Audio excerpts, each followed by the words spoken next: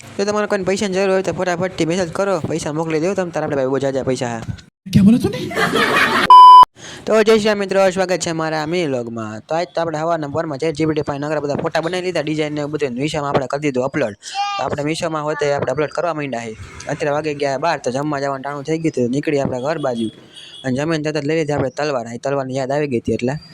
તો આપણે ચાવાનું થઈ ગયું તો પાછું દુકાન બાજુ. તો મીંદડીને આપણે દૂધ દઈ દઈ.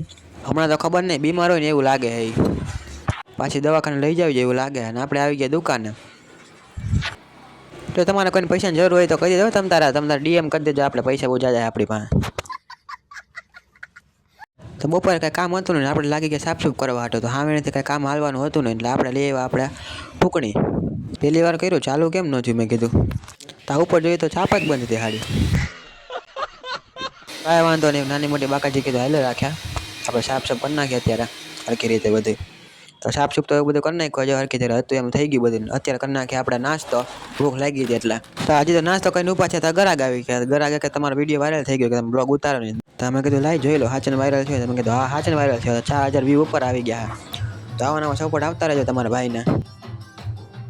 તો અત્યારે વાગી ગયા 6:30. તો આજે અહીંયા જ બ્લોગ એન્ડ કરું. જય શ્રી રામ, મળીએ બીજા બ્લોગમાં.